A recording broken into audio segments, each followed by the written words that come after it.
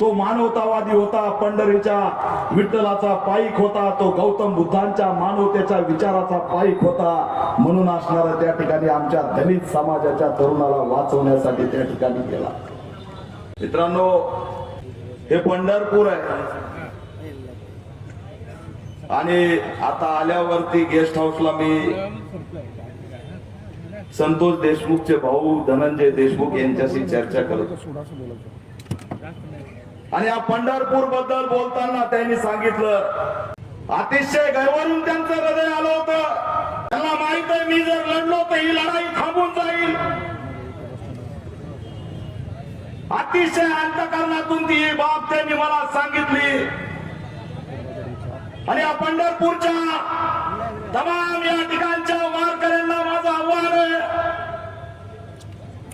की ज्या संतोष देशमुखला यांनी मारून टाकलं, ज्या संतोष देशमुखला हलाल करून त्यांनी संपवलं, ज्या संतोष देशमुखला वेदना देऊन त्यांनी संपवलं, त्या संतोष देशमुखनी एकही वारी या ठिकाणी कधी रद्द केली नाही. प्रत्येक वारीला काही झालं तरी संतोष देशमुख पंढरपूरला यायचा. ही वारकऱ्याची हत्या, हा मानवतेचा विचार पेरणाऱ्या संतोष देशमुखची हत्या आहे. या वारकऱ्याची हत्या केलेल्या या वारकऱ्याच्या न्यायासाठी या पंढरपूर मध्ये आज आपण आलेलो. न्याय मिळत नाही, मीडिया टाईमच्या पलीकडे काही जात नाही. कालचा व्हिडिओ आलाय, बघितलाय का? तो कोबडा खमीस वणी चालवतोय पुढं. कोबडा खमीस माहित आहे ना, कवट्या महाकाळ सोबत होता. कवट्या महाकाळ काय राजीनामा दे ना, कोबडा खमीस धरलाय. हा कोबडा खमीस व्हिडिओ मध्ये आला. अरे तो व्हिडिओ सुद्धा आम्हाला द्यावा लागला. काय करते सीआयडी, काय करते एसआयटी? जर तपासामध्ये आम्ही तुम्हाला जर पुरावे द्यायला लागलो तर तुम्ही करतात काय? आणि जर आम्ही पुरावे दिले नाही, जर धनंजय देशमुख सारखा वाद त्या ठिकाणी तपासाची माहिती घेतली नाही, ही केस संपून जायला काहीच वेळ लागणार नाही, काहीच वेळ लागणार नाही. आज हा धनंजय देशमुख त्यांचे भाऊ त्या ठिकाणी रोज जाऊन सीआयडीला एसआयटीला त्या ठिकाणी पुरावे देत आहेत, सांगतायत, बोलतायत, म्हणून या घटना बाहेर येत आहेत. नाहीतर हे सुद्धा आलं नसतं. आज हा व्हिडिओ व्हायरल झाल्यामुळे या ठिकाणी लक्षात आलं की ज्यांनी खंडणीची आसाठी त्या व्हिडिओ मध्ये दिसले, सगळे हत्याकांड करणारे सगळेची सगळे व्हिडिओ मध्ये आलेले. या सगळ्यांनी हत्याकांड केलेलं आहे आणि त्याच्यामध्ये एक चेहरा राहिलेला आहे, त्याचं नाव तांदळे. काय नाव? बालाजी तांदळे त्या व्हिडिओ मध्ये दिसतोय. त्या बालाजी तांदळेवर खंडणी आणि 302 चा गुन्हा दाखल झाला पाहिजे, त्याला सुद्धा सह आरोपी केलं पाहिजे. त्या व्हिडिओ मध्ये जे जे दिसतील त्यांना सह आरोपी केलं पाहिजे. हा तांदळे आमच्या धनंजय देशमुखला धमक्या देतो, पोलिसांसोबत फिरतो. 15 गुन्हे त्या कृष्णा आंधळेला 307 मध्ये 2 वर्ष झालं फरार आहे आणि तो पोलिसांच्या संपर्कात राहतो. 307 मध्ये अटक केला असता तर त्यांनी 302 केला नसता. 2 वर्ष झालं तो 307 मध्ये फरार आहे आणि वरून पीआय आला की फुलं देतोय, तिथला नवीन अधिकारी आला की फुलं देतोय. 307 चा आरोपी. या अशा पद्धतीने जर 307 चे आरोपी पोचले तर काय होईल हा प्रश्न मला या ठिकाणी पडलाय. मला प्रश्न तर हा पडलाय की फुलं घेतेतच कशाला पोलीस, कायच करते तर कायच नाही, फुलंच येऊ दे म्हणते. आणि पुन्हा फोटो दाखवला फुलाचा की त्याला सुटका.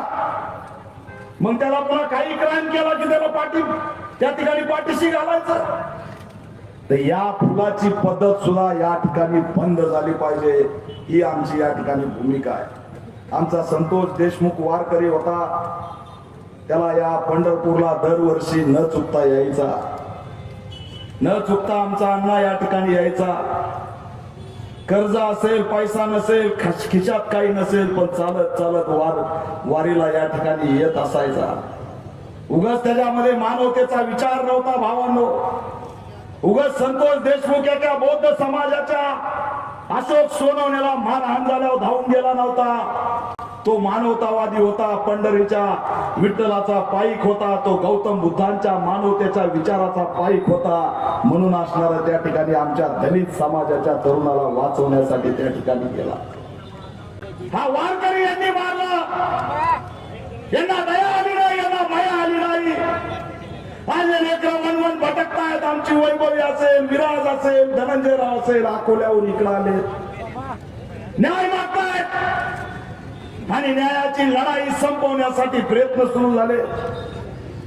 काय म्हणे सुनील तटकरे, ए थांबले थोडे बाबा. सुनील तटकरे म्हणे धनंजय मुंडेंनी लय सहन केलं. बघा आता धनंजय मुंडेंनी लय सहन केलं, त्यांची खूप खतखत बाहेर आली. सुनील तटकरे तुमचा भाऊ सुरक्षित आहे, तुमची मुलगी सुरक्षित आहे, तुमचं कुटुंब सुरक्षित आहे. सहन आमचा धनंजय देशमुख करतोय, धनंजय मुंडे नाही. सुनील तटकरेंना लाभ वाटायला पाहिजे की अशा पद्धतीने सहानुभूती देऊन एका आरोपीच्या मास्टर माइंडचा आपल्याला पाठराखण करण्याचं काम या ठिकाणी सुनील तटकरेंनी केलं. मी त्यांचा असणारा निषेध या माध्यमातून करतो. अजित दादाला पत्रकारांनी विचारलं, दादा ए गपरे ए ए ट्यून, अरे किती असते दादा वाल्मिकर ह्याचो गपरे. दादा धनंजय मुंडे राजीनामा आहे, काही सापडलं नाही. अजित दादा हे पत्रकारांना हिडीस पिडीस करणं सोडा आणि कालचा व्हिडिओ बघा. तुमचे सगळ्या पक्षाचे लोक आरोपी आहेत आणि त्यांचा मास्टर माइंड सुद्धा या ठिकाणी येणाऱ्या काळात पकडल्याशिवाय राहणार नाही, हे लक्षात ठेवा. आणि तुम्ही म्हणता गप, हे नाही चालणार, तुमची दादागिरी नाही चालणार. अजित पवार ही दादागिरी चालणार नाही. या ठिकाणी संतोष देशमुखच्या मारेकरांना पाठीशी घालणाऱ्यांना आम्ही खपून घेणार नाही. 24 तास. आता हे व्हिडिओ बघून काय तुम्हाला वाटत असेल मनाला तर बघा, थोडं जरी काळजी असेल तर बघा. आणि त्या ठिकाणी धनंजय मुंडेचा राजीनामा घ्या असं असणारा आव्हान सुद्धा या माध्यमातून मी करतो. बस झालं. जोपर्यंत या ठिकाणी मंत्री म्हणून ते बसलेले तोपर्यंत चौकशी होणार नाही, चौकशी पुढे जाणार नाही. आणि म्हणून धनंजय मुंडेंचा राजीनामा घेतलाच पाहिजे, ही सुद्धा आमची या जनाक्रोश मोर्चा मधली मागणी आहे. मित्रांनो, मला एक समजत नाही की हे नेमके त्या कोठडीमध्ये यांना कराय काय लागलं.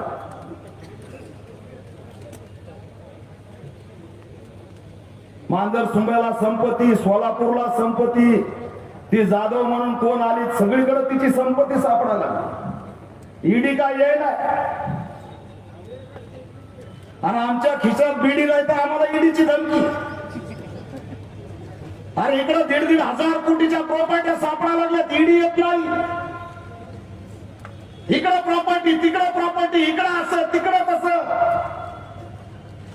कॅमेऱ्यामध्ये गुन्हेगार अडकले तरी त्यांचा पाय या ठिकाणी सरळ चालतोय. तुम्ही पश्चिम महाराष्ट्रातले, मी मराठवाड्यातला आहे, महाराष्ट्र आपण ओळखतो. मला सांगा या ठिकाणी पारधी समाज किती रुपयाची चोरी करतो.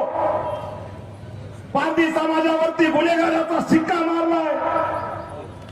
कधी शेतातलं काहीतरी चोरलं म्हणून आरोप लावतात, कधी शेळ्या चोरल्या म्हणून आरोप लावतात, कधी 1,000-2,000 रुपयाला चोरले म्हणून आरोप लावतात. आमच्या भागातले पारधी मी बघितले, त्यांच्या पायाच्या नसा पोलिसांनी तोडलेल्या आहेत, लगडत लगडत चालतायत. एवढ्या मोठी चोरी करून, एवढी मोठी खंडणी करून शिक्षा काय? VIP हे चांगलं नाही. आणि म्हणून या ठिकाणी मी आवाहन करतोय,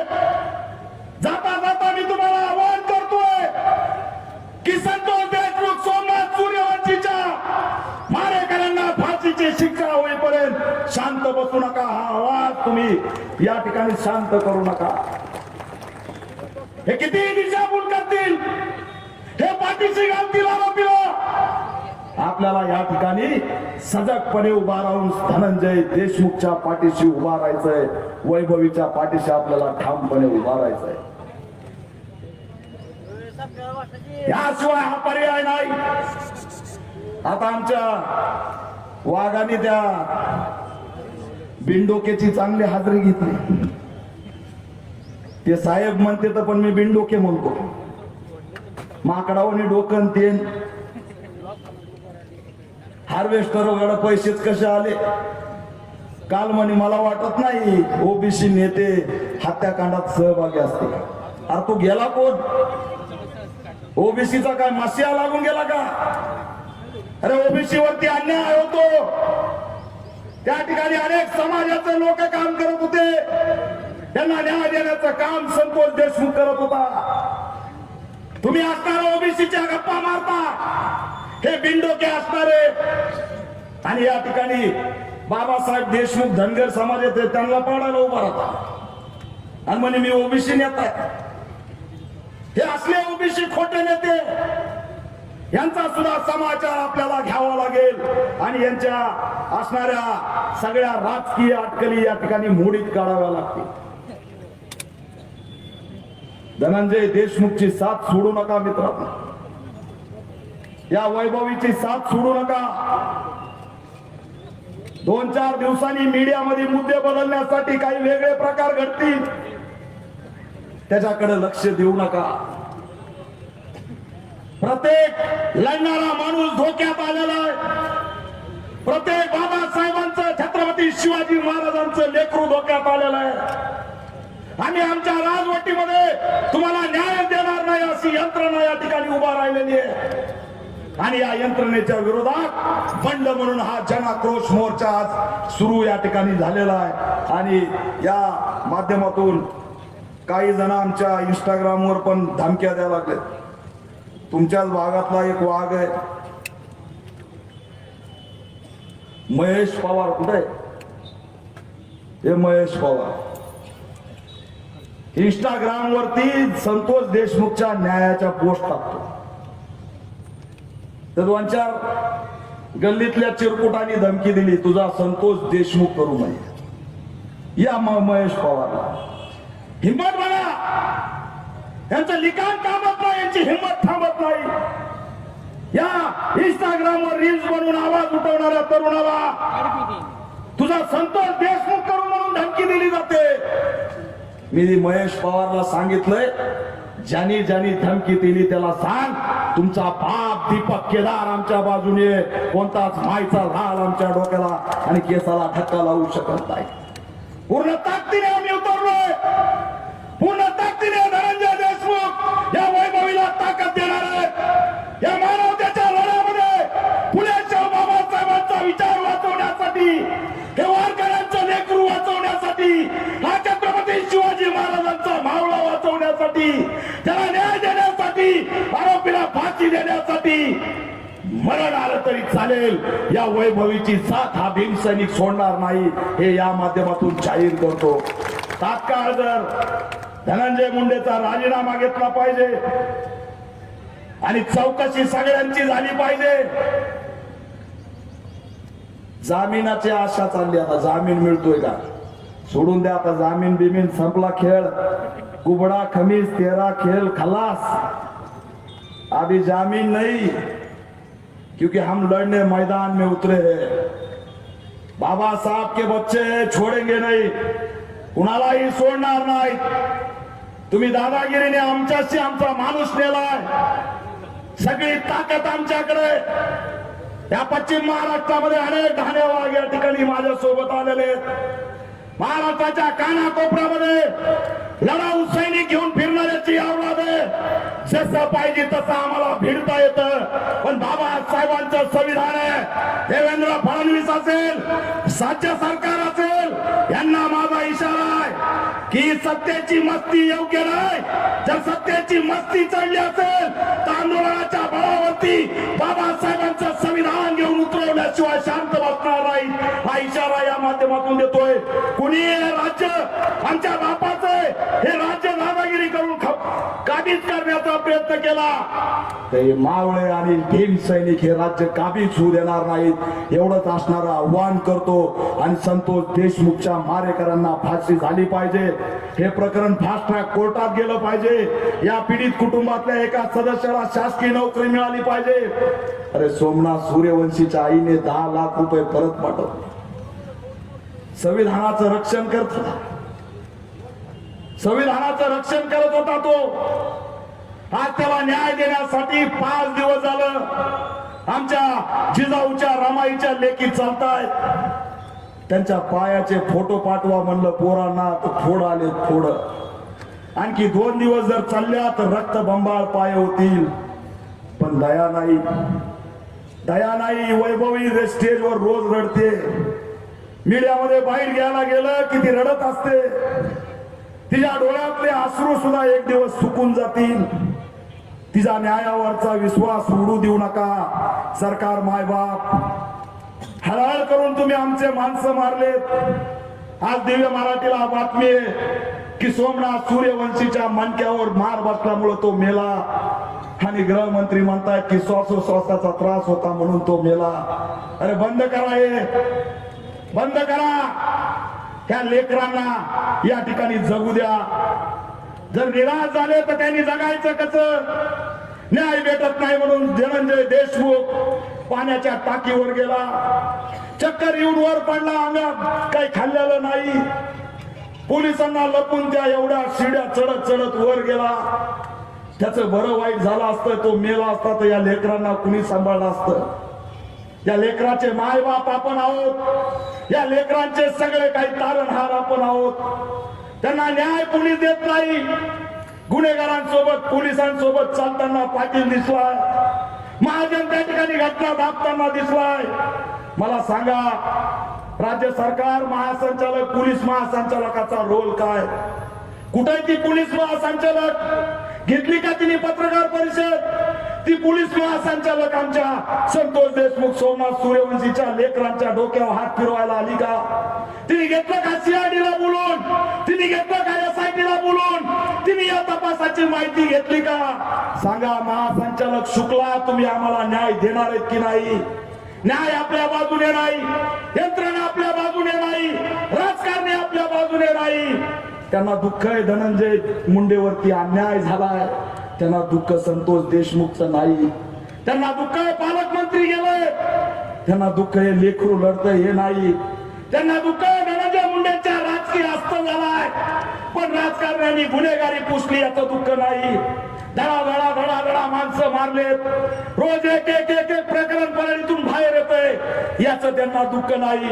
याचं त्यांना काही घेणं देणार नाही. त्यांना धनंजय मुंडे महत्वाचा आहे.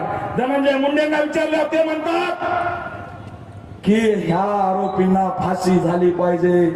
धनंजय मुंडे, एकदा तरी तुम्ही अधिवेशनात बोललात का? एकदा तरी या कुटुंबाला येऊन भेटलात का? अरे तुम्हाला काट्या मारल्या नसत्या, लाट्या मारल्या नसत्या. तुमच्याकडे पोलीस फोर्स आहे, गुन्हेगार आहेत सगळे. तुम्ही का धनंजय देशमुखला भेटायला आला नाहीत? का या लेकराच्या डोक्यावर हात फिरवला नाही? का या लेकराला न्याय दिला नाही? त्यांना न्याय द्यायचा नाही. न्याय देणारा कुणी आपला बसलेला नाही. न्याय फक्त आपण घेऊ शकतो. बाबासाहेबांनी सांगितलंय, तर न्याय मिळत असेल तर तो हिसकावून घेण्याची ताकद ठेवा. छत्रपती शिवाजी महाराजांचे मावळे, डॉक्टर बाबासाहेब आंबेडकरांचे सैनिक आहे.